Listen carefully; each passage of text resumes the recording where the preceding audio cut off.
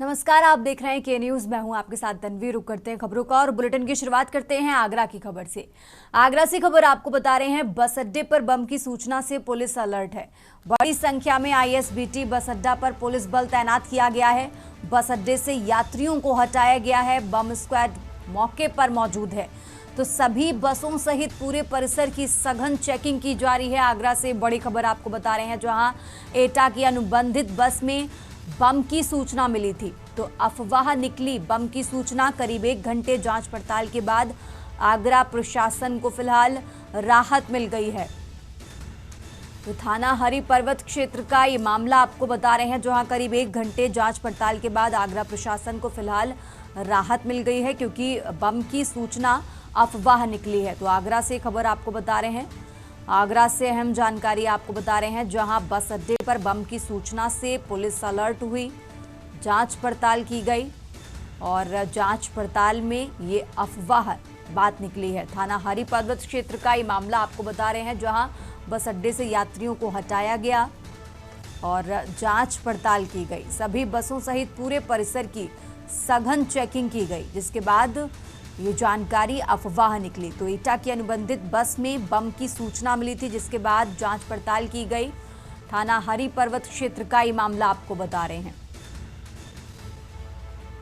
तो करीब 1 घंटे पड़ताल के बाद आगरा प्रशासन को राहत मिली। आगरा से खबर आपको बता रहे हैं, जहां थाना हरि पर्वत क्षेत्र का ये पूरा मामला, बस अड्डे पर बम की सूचना से पुलिस अलर्ट। आगरा से खबर आपको बता रहे हैं, जहां बस अड्डे पर बम की सूचना मिली, जिसके बाद पुलिस अलर्ट मोड पर जांच पड़ताल की गई। बस अड्डे से यात्रियों को हटाया गया।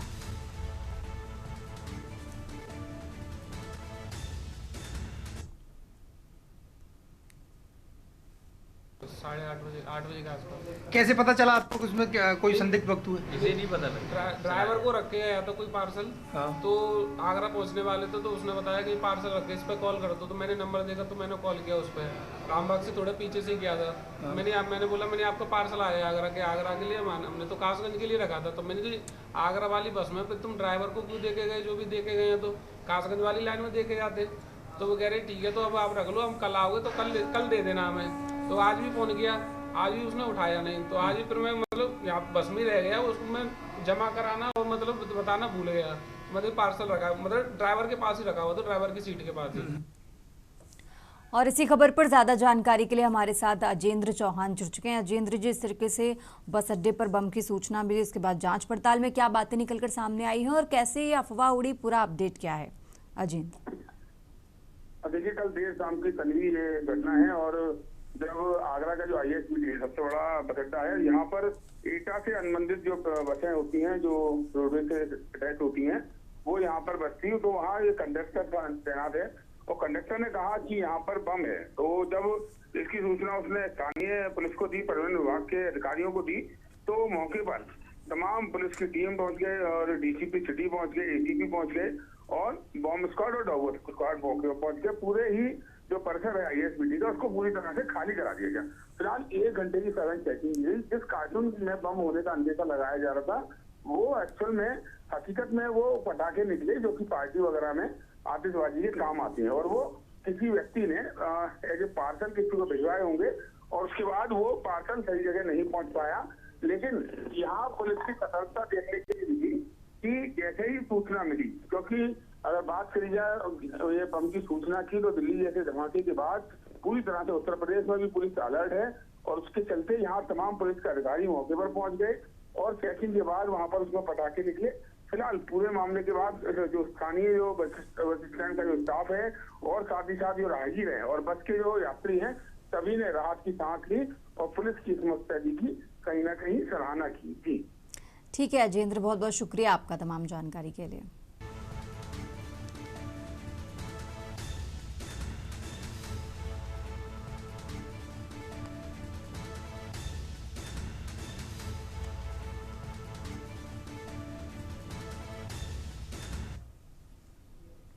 और अब बात कर रहे हैं प्रयागराज की। प्रयागराज से खबर आपको बता रहे हैं, जहां यूपी लोक सेवा आयोग से जुड़ी बड़ी खबर आपको बता रहे हैं। पीसीएस प्री 2025 का रिजल्ट घोषित किया। तो पीसीएस प्री 2025 में कुल 11,727 अभ्यर्थी सफल हुए हैं। पीसीएस संवर्ग में कुल 920 पदों पर भर्ती होनी है। तो 12 अक्टूबर को पीसीएस प्री परीक्षा आयोजित हुई थी, जिसका रिजल्ट आ चुका है। 6,26,387 अभ्यर्थियों ने आवेदन किया था। तो प्रयागराज से खबर आपको बता रहे हैं, जहां पीसीएस संवर्ग में कुल 920 पदों पर भर्ती होनी थी। बीते 12 अक्टूबर को पीसीएस प्री परीक्षा आयोजित हुई थी और अब उसका रिजल्ट घोषित कर दिया गया है। तो प्रयागराज से खबर आपको बता रहे हैं, यूपी लोक सेवा आयोग से जुड़ी बड़ी खबर। यूपी लोक सेवा आयोग से जुड़ी अहम जानकारी आपको बता रहे हैं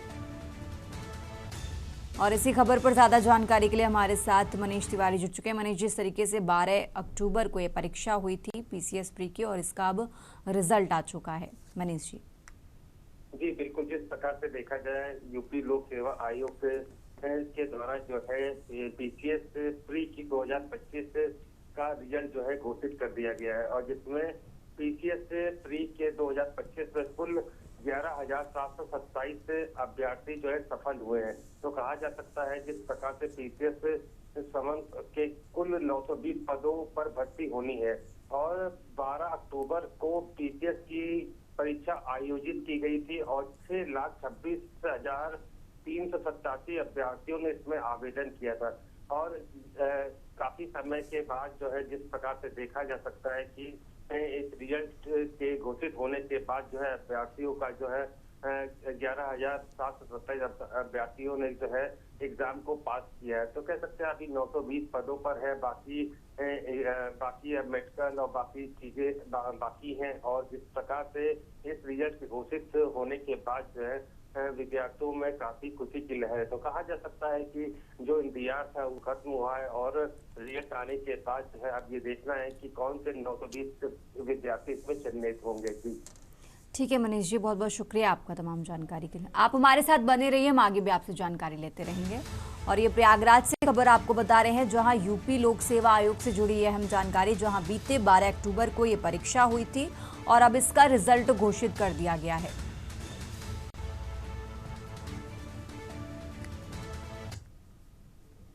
और अब बात कर रहे हैं लखनऊ की। लखनऊ से खबर आपको बता रहे हैं, जहां अज्ञात वाहन की टक्कर से एक व्यक्ति की मौत हो गई है।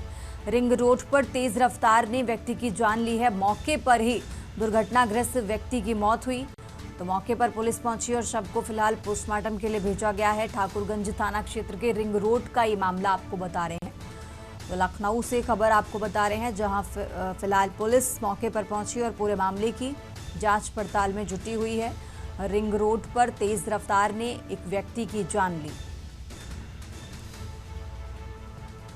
लखनऊ से यह अहम जानकारी आपको बता रहे हैं, जहां रिंग रोड पर एक तेज रफ्तार ने व्यक्ति की जान ली। मौके पर फिलहाल पुलिस पहुंची हुई है और शव को पोस्टमार्टम के लिए भेजा गया। ठाकुरगंज थाना क्षेत्र के रिंग रोड का ये मामला आपको बता रहे हैं, जहां अज्ञात वाहन की टक्कर से एक व्यक्ति की मौत हुई।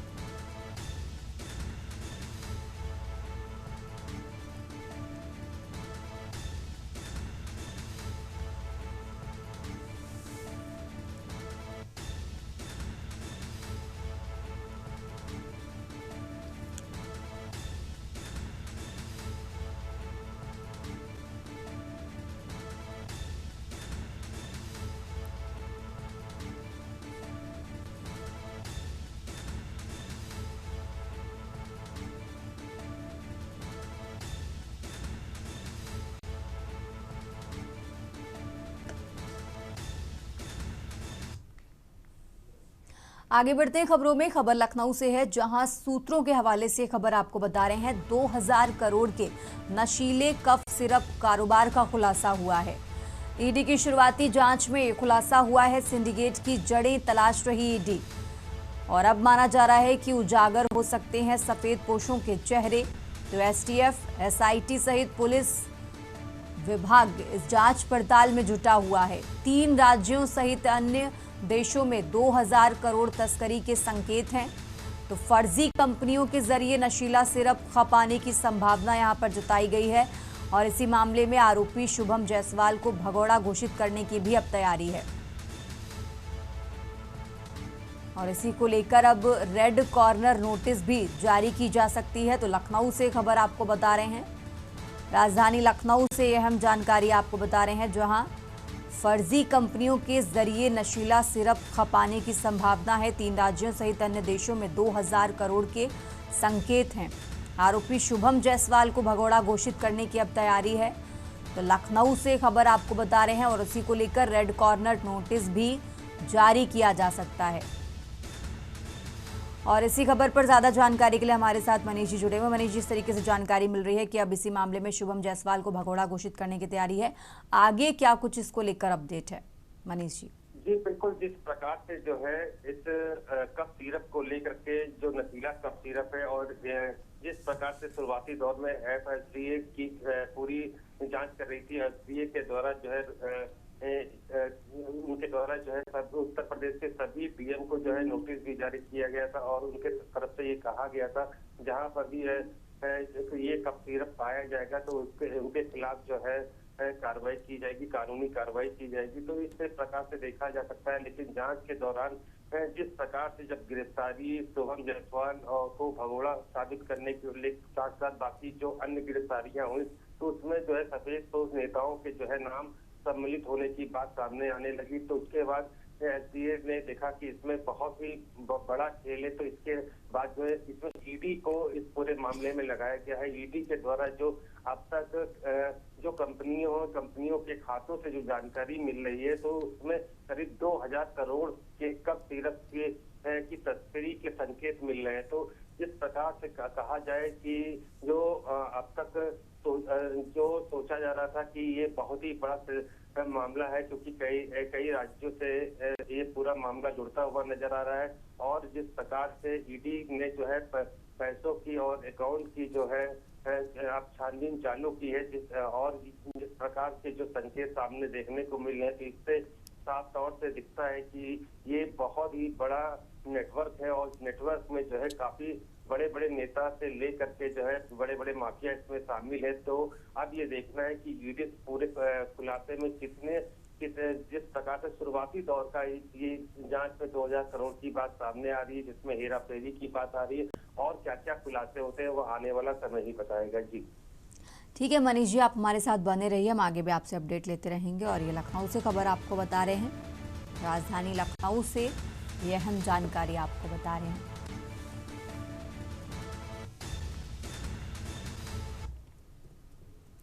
आगे बढ़ते हैं खबरों में, लगातार बात कर रहे हैं लखनऊ की। लखनऊ से एक और खबर आपको बता रहे हैं, जहां 25,455 सिपाही और जेल वार्डर के पदों पर सीधी भर्ती होगी।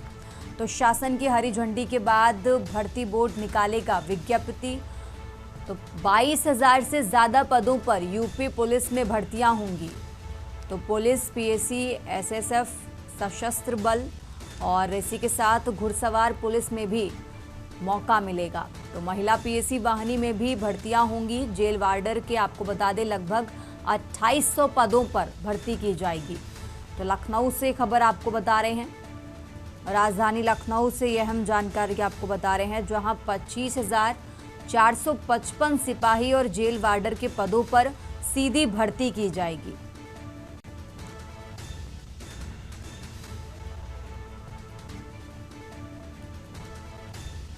और इसी खबर पर ज्यादा जानकारी के लिए हमारे साथ मनीष जी लगातार जुड़े हुए। मनीष जी, इस तरीके से जानकारी मिल रही है कि सिपाही और जेल वार्डर के पदों पर भर्तियां की जाएंगी, इसको लेकर कब तक नोटिफिकेशन जारी हो सकता है?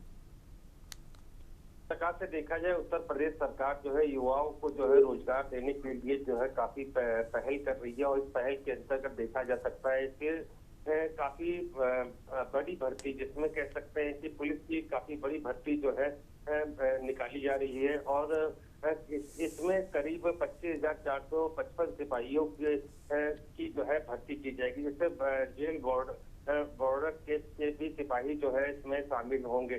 तो कहा जा सकता है जिस प्रकार से शासन की हरी झंडी के बाद जो है भर्ती बोर्ड इनकी ये पद के लिए निकालेगी और शासन के पास पूरा प्रस्ताव जा चुका है और शासन के प्रस्ताव के बाद जो है पुलिस, पीएसी और एसएसएफ और सशस्त्र पुलिस, घुड़सवार पुलिस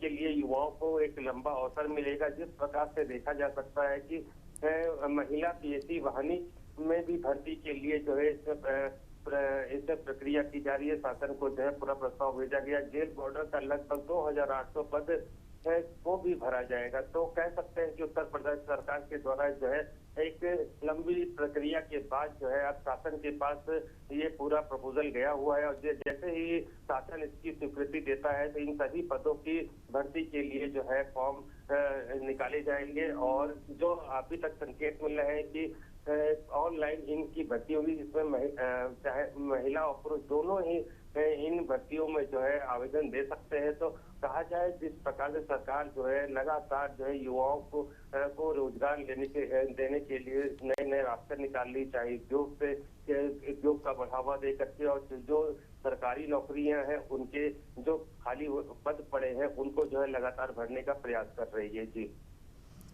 ठीक है मनीष जी, आप हमारे साथ बने रहिए, हम आगे भी आपसे जानकारी लेते रहेंगे। और ये लखनऊ से खबर आपको बता रहे हैं, राजधानी लखनऊ से ये हम जानकारी आपको बता रहे हैं।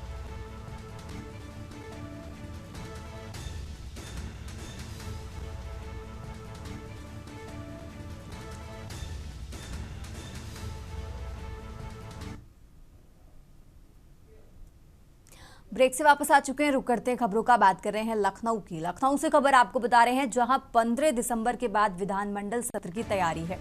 4 से 5 दिन का हो सकता है विधानसभा का शीत सत्र।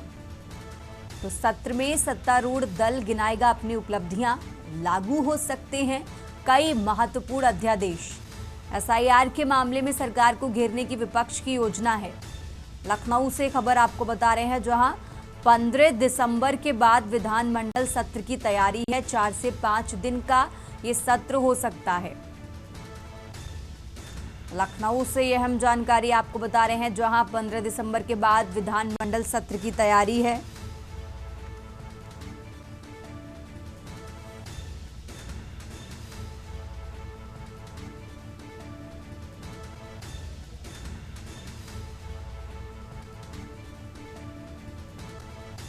और इसी खबर पर ज्यादा जानकारी के लिए हमारे साथ मनीष जी लगातार जुड़े हुए। मनीष जी, इस तरीके से जानकारी मिल रही है कि 15 दिसंबर के बाद विधानमंडल सत्र की तैयारी है, शुरू हो सकता है, क्या कुछ है इसको लेकर अपडेट आपके पास? जी, जिस प्रकार से अगर देखा जाए शीतकालीन जो है विधानमंडल का जो है सत्र की जो है तैयारी की जा रही है और इस बार जो है 4 से 5 दिनों का जो है ये सत्र देखने को मिलेगा। जिस प्रकार सरकार के द्वारा काफी योजनाओं को लेकर के जो है महत्वपूर्ण अध्यादेश कानून को लेकर के जो है रूप देने की जो है तैयारी की जा रही है और जिस प्रकार से वहीं पर विपक्षी दल जो है एसआईआर के मुद्दे को लेकर के अपने विधानमंडल में जो है उनके द्वारा हंगामा किया जा सकता है। जिस प्रकार से देखा जा सकता है संसद में भी जो है एसआईआर का मुद्दा सबसे बड़ी चर्चा है। लगातार विपक्षी दल जो है चुनाव आयोग सहित बीजेपी को घेर रहा है और उनके द्वारा साफ तौर से आरोप लगाया जा रहा है कि बहुत ही जल्दीबाजी में जो है एसआईआर कराया जा रहा है, जिससे बीएलओ की मौत हो रही है। उनको ये एसआईआर की प्रक्रिया कम से कम 3 महीने की होनी चाहिए। इस पर जो है उनके लगातार विपक्षी दल चुनाव आयोग को लेटर भी लिख रहा है। आपने देखा कल संसद में सत्र शुरू होने के बाद सिर्फ एसआईआर के मुद्दे पर हंगामा हुआ और उसके बाद सत्र नहीं चल सका। तो कहा जाए जिस प्रकार से अब यूपी का जो है विधानमंडल का सत्र जो है 15 तारीख के बाद जो है यहाँ पर पूरी तैयारी की जा रही है। विपक्षी दल एसआईआर के मुद्दे को लेकर के चल रहे हैं क्योंकि उनका ये मानना है कि चुनाव नजदीक आ रहे हैं, 2027 के चुनाव विधानसभा के चुनाव होने हैं और जिस प्रकार का जो एसआईआर हो रहा है उससे जो है उनके वोटों को काटा जा रहा है। उनका वोट काटने का जो है आरोप लगातार भारतीय जनता पार्टी और चुनाव आयोग पे लगाया जा रहा है। अब ये देखना है कि सत्र में इसी प्रकार से जिस प्रकार से संसद में हंगामा देखने को मिल रहा है उसी प्रकार से यूपी के सत्र में भी विपक्षी दलों के द्वारा जो हंगामा देखने को मिल सकता है। जी ठीक है मनीष जी, आप हमारे साथ बने रहिए।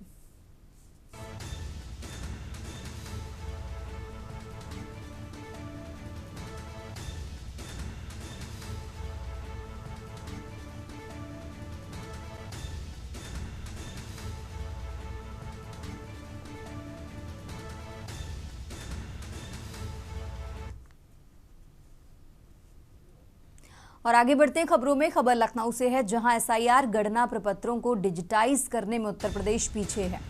12 राज्यों में सबसे पीछे चल रहा है डिजिटाइजेशन का काम। अब तक 77% प्रपत्रों का डिजिटाइजेशन हुआ है। अन्य राज्यों में ये प्रगति 90% तक पहुंच चुकी है। तो उत्तर प्रदेश के मुख्य निर्वाचन अधिकारी ने यह अपील की है, गणना प्रपत्र जमा करने में विलंब ना करें मतदाता। तो लखनऊ से खबर आपको बता रहे हैं,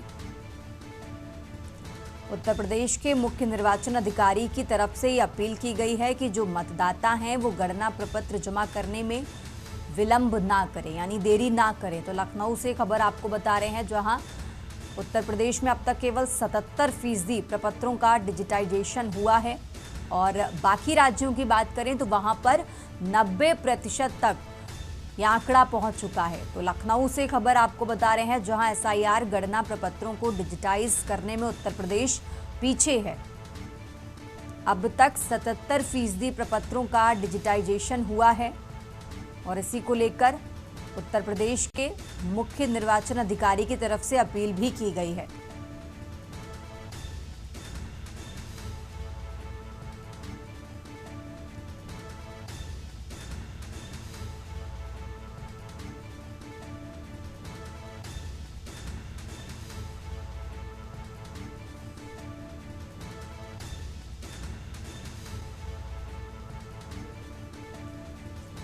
और ज़्यादा जानकारी के लिए हमारे साथ मनीष जी लगातार जुड़े। मनीष जी, इस तरीके से जानकारी मिल रही है कि उत्तर प्रदेश डिजिटाइजेशन के मामले में सबसे पीछे चल रहा है। मात्र 77% ही यहाँ पर अभी तक प्रपत्र जमा हुए हैं और जो मुख्य निर्वाचन अधिकारी की तरफ से अपील की गई है, पूरा अपडेट क्या है इसको लेकर आपके पास? जी बिल्कुल, जिस प्रकार से देखा जाए 12 राज्यों में एसआईआर की प्रक्रिया चल रही है और 1 महीने का पहले वक्त था, उसके बाद 7 दिन का वक्त और भी बढ़ाया गया है। लेकिन जिस प्रकार से देखा जाए कि मुख्य निर्वाचन अधिकारी ने जब ये अपील की कि गणना प्रपत्र को जो है अंतिम तारीख से पहले इंतजार ना करें और उससे पहले ही जमा कर दें। जिस प्रकार से अगर देखा जाए 12 राज्यों से जो है पीछे है उत्तर प्रदेश। 77% प्रपत्रों का जो है डिजिटाइज अभी तक हो सका है। तो कहा जाए जिस प्रकार से जो चुनाव आयोग की जो प्रक्रिया चल रही है कि 1 महीने 7 दिन में जो है पूरी प्रक्रिया को पूरा करना है, लेकिन जिस प्रकार से धीरे गति से काम चल रहा है तो उससे कहीं न कहीं उम्मीद कम है। जिस प्रकार से देखा जाए बाकी 11 राज्यों में 90% से भी ज्यादा जो है अब तक डिजिटाइज किया जा चुका है प्रपत्रों का। तो कह सकते हैं कि ये चुनाव आयोग के अधिकारी जो है लगातार जो है जनता से अपील कर रहे हैं कि अपने गणना प्रपत्र को जल्द से जल्द भर करके जो है जमा करें, जिससे कि ये पूरी प्रक्रिया पूरी की जा सके। अब ये देखना है जिस प्रकार से कई मामले अब तक आ भी चुके हैं बीएलओ की मौत को लेकर के, तो ये एक सबसे बड़ा दबाव है। जिस प्रकार से परिजनों का कहना था कि जिन बीएलओ को लगाया गया है तो उनको ट्रेनिंग नहीं दी गई है, उसके ऊपर दबाव ज्यादा है, उनको पूरी प्रक्रिया कैसे करनी है ये मालूम नहीं है। तो इस प्रकार के ये परिजनों के द्वारा आरोप भी लगाए जा रहे हैं। लेकिन अभी मुख्य निर्वाचन अधिकारियों ने जनता से अपील की है कि जल्द से जल्द फॉर्म को भरा जाए और जमा किया जाए। आप कितनी तेजी लाते हैं। हालांकि जो अधिकारी हैं जिनको इस पूरे काम में लगाया गया है, तो चुनाव आयोग उनके ऊपर प्रेशर है। उसी प्रेशर में कहा जा सकता है कि जो डीएम से लेकर जो भी अधिकारी हैं वो लगातार विरोध के ऊपर दबाव भी डाल रहे हैं कि इस प्रक्रिया को जल्द से जल्द पूरा किया जाए। लेकिन समस्या कहीं ना कहीं कुछ है और जिस समस्या के अंदर मौतें भी देखी गई हैं और लगातार विपक्षी दल इस पर सवाल भी उठा रहा है और इसमें साफ तौर से उनका ये कहना है कि इसमें समय बढ़ाया जाए, 3 महीने के वक्त दिया जाए, जिससे कि ये प्रक्रिया आसानी से हो सके, बिना विरोध के ऊपर, बिना प्रेशर के हो सके। जी ठीक है मनीष जी, बहुत बहुत शुक्रिया आपका तमाम जानकारी के लिए।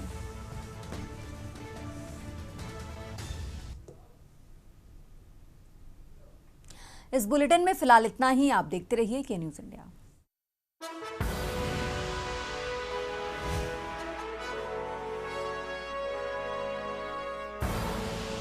आप देख रहे हैं के न्यूज़, खबरों का सारथी।